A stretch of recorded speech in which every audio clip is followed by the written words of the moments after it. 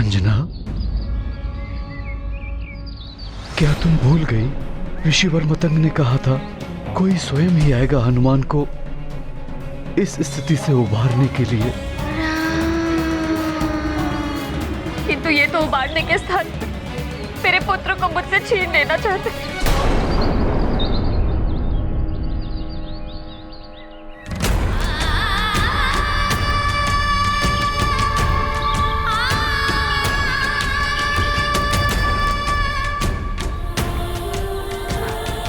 वैद्य जी, आपको हनुमान को स्वस्थ करना है तो यहीं पर कीजिए जैसे पूर्व काल में किया था। उसे यहाँ से ले जाने की क्या आवश्यकता है?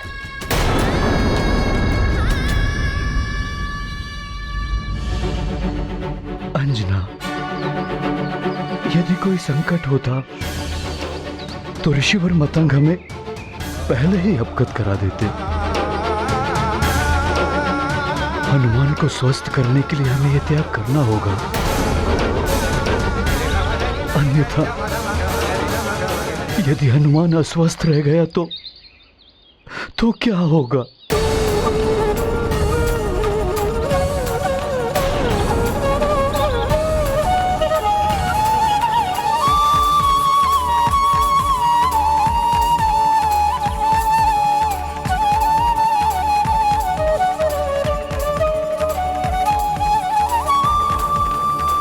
ठीक है वैद्यराज, ले जाइए हनुमान को।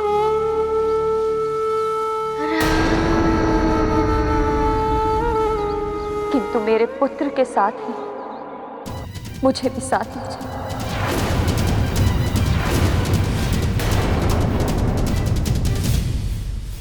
ये कदापि संभव नहीं है महाराज।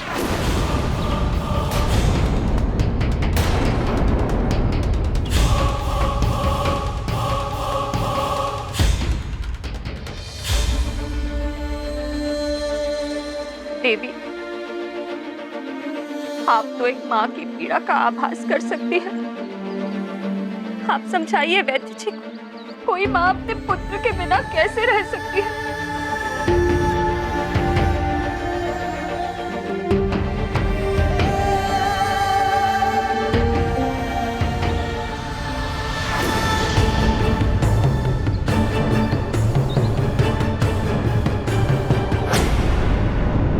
पिशाचराज, रावण को तुम्हारी आवश्यकता है, प्रकट हो।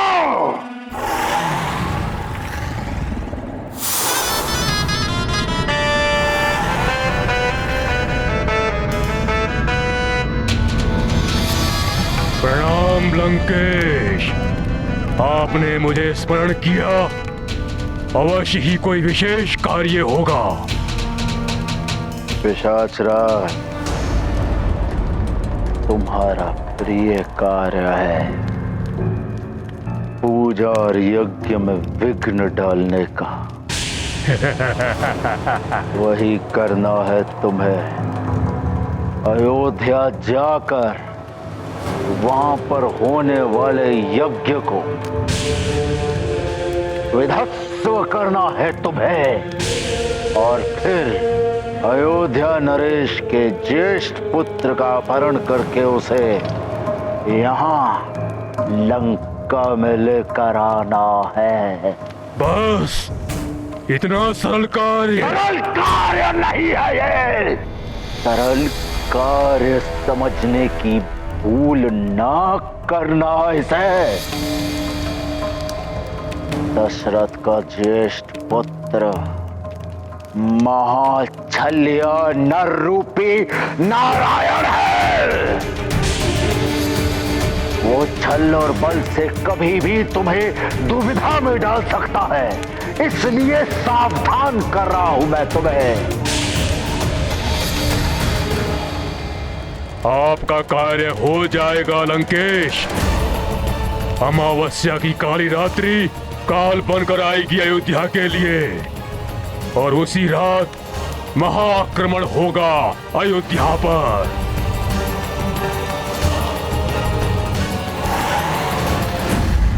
ओम अग्नाय स्वाहा, ओम यज्ञ देवाय नमः, स्वाहा।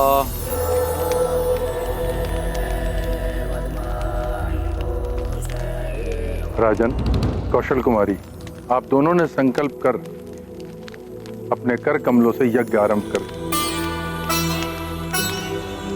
अब आप राजकाज हेतु उठ सकते हैं।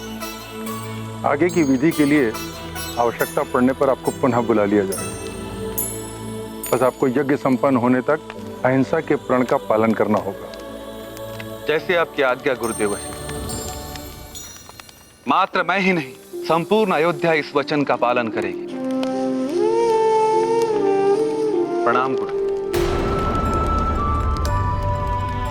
कल्याण।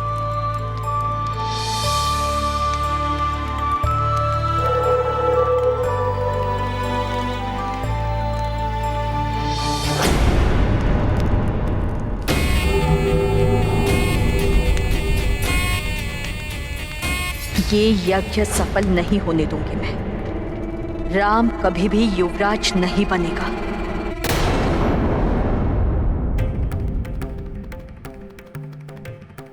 अर्थात आप सब में कोई भी ऐसा नहीं है जो मेरी पीड़ा समझ सकता है। आप सबको मेरी पीड़ा दिखाई नहीं देती।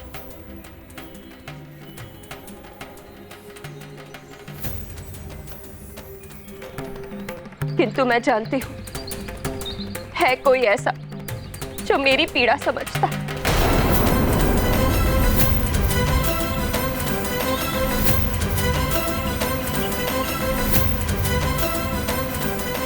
जिसने सदैव मेरे दुख हरे। महारानी जी, आप जो कर रही हैं सोच विचार कर ही करें।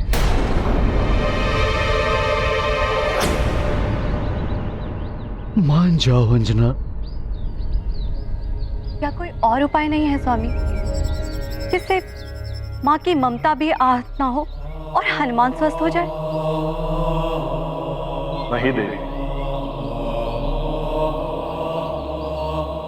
हनुमान की इस व्याधि का एक ही उपचार है और इस उपचार के लिए उसे यहां से लेकर जाना ही होगा। महारानी जी, आपके वचन निभाने में ही हनुमान की भलाई है। आप सब तो रहने ही दीजिए। मेरे हनुमान का भला मेरे महादेव करेंगे।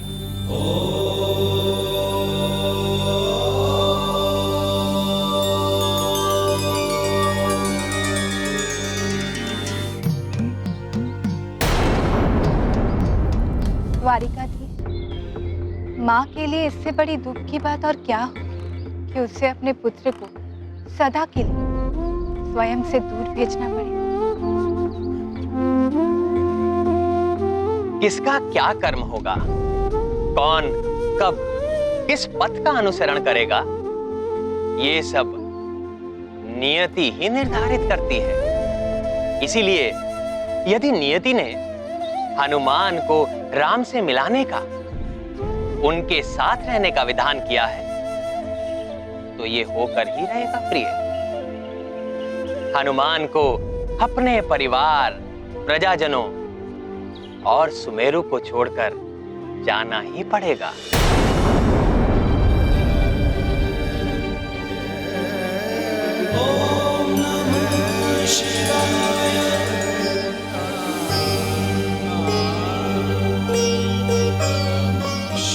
हे करुणा निधान, हे दया के सागर, दया करिए प्रभु। मेरे जीवन दीप की ज्योति है मेरा हनुमान। मेरे हृदय का प्राण है हनुमान। उसे पूर्व की ही भांति सामान्य कर दीजिए, जिससे कि मुझे हनुमान को वैद्यराज जी के साथ न भेजना पड़े। कृपा करिए प्रभु, कृपा करिए।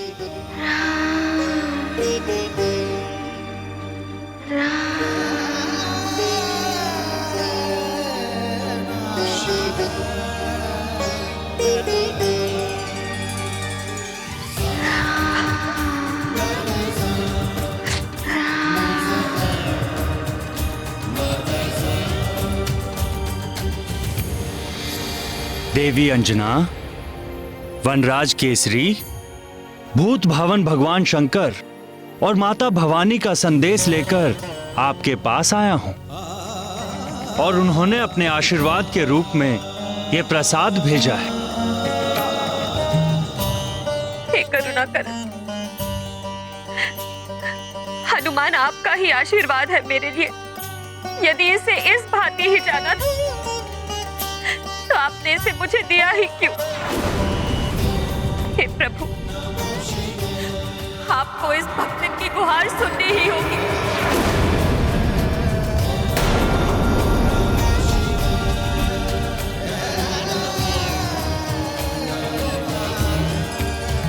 मेरे पुत्र को स्वस्थ कर दीजिए, स्वस्थ कर दीजिए मेरे पुत्र, कृपा कीजिए, स्वस्थ कीजिए मेरे पुत्र को, ठीक कीजिए उसे।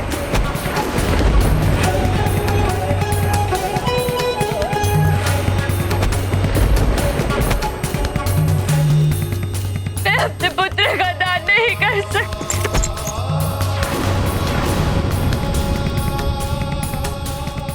आपको मेरे पुत्र को स्वस्थ करना ही होगा।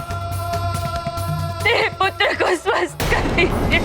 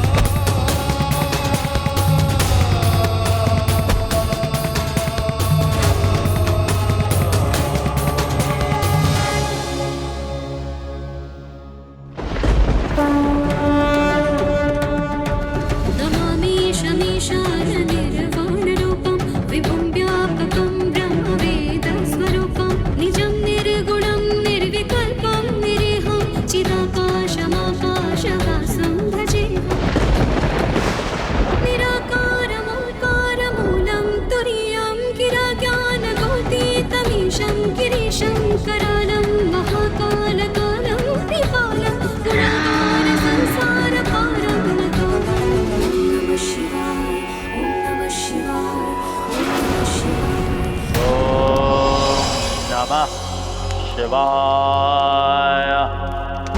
ओम नमः शिवाय। ओम नमः शिवाय। अब उस नारायण के नर अवतार का अंत निकट है। देव घातक एक अग्नि अस्त्र प्रकट हो।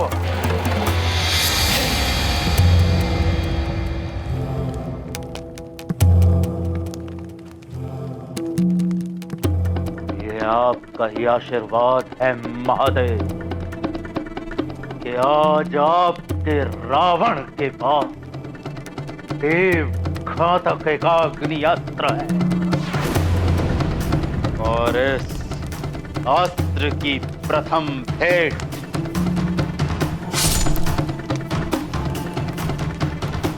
आपके चरणों में समर्पित है।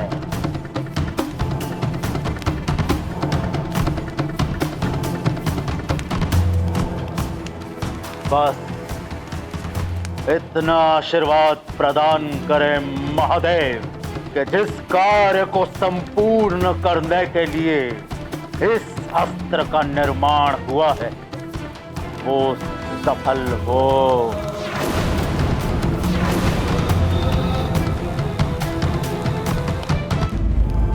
बोलिए नाना श्री, क्या समाचार लाए हैं आप? लंकेश, पिशाच राज अपनी समस्त सेना के साथ नारायण के नर अवतार का अपहरण और निवृत्ति यज्ञ को भंग करने के लिए निकल पड़े हैं और शीघ्र ही वे सब अयोध्या नगरी को घेर लेंगे। उत्तम, अति उत्तम, सर्वोत्तम। असुरों को तो हमेशा रोक लेते हैं सब, परंतु पिशाचों को कैसे रोक पाएंगे? राजा दशरथ, अब तुम्हारा और तुम्हारी अयोध्या का विनाश निश्चित उचित है।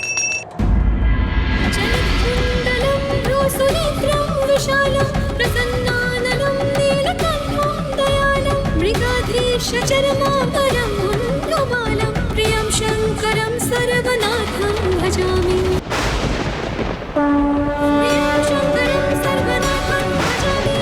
नमः शिवाय, ओम नमः शिवाय, ओम नमः शिवाय, ओम नमः शिवाय, ओम नमः शिवाय, ओम नमः शिवाय। हर हर महादेव, हर हर महादेव, हर हर महादेव। प्रियं शंकरं सर्वनाथं भजामि। प्रियं शंकरं सर्वनाथं भजामि। प्रियं शंकरं सर्वनाथं भजामि। प्रियं शंकरं सर्वनाथं भजामि।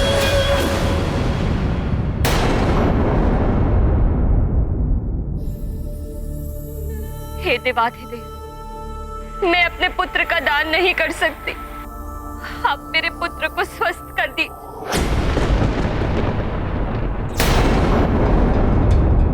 हनुमान, हनुमान,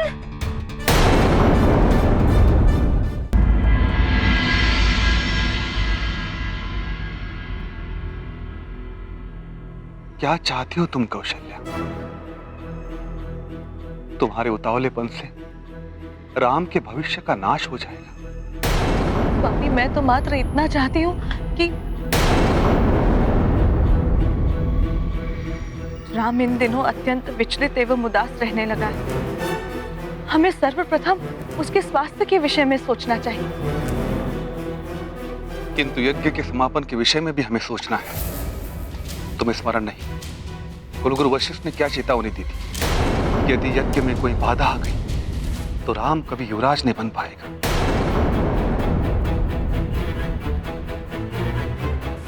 परंतु स्वामी, राम का इस प्रकार विचलित रहना भी तो राम के स्वास्थ्य के लिए उचित नहीं।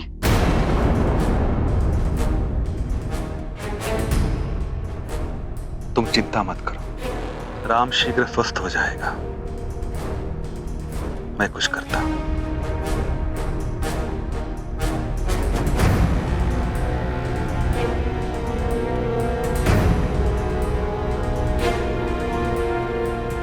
सुनना सबका, करना मन का मंत्र यही है मंथरा का। यही है अवसर ज्येष्ठ रानी जी से बात करने का। ज्येष्ठ रानी जी,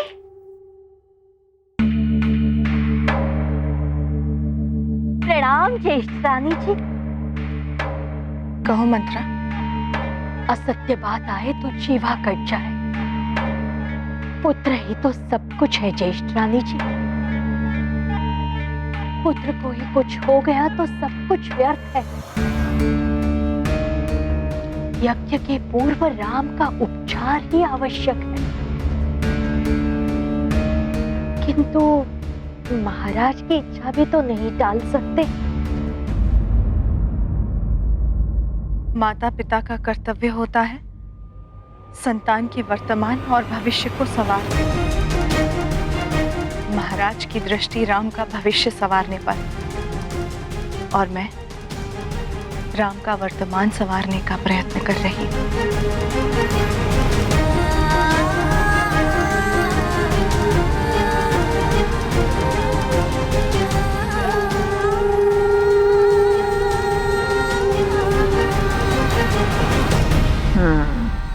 तुम सुधारती रहो पटरानी।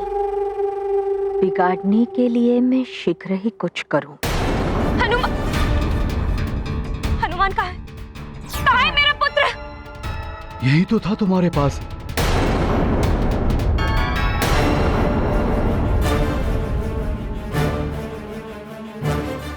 हनुमान,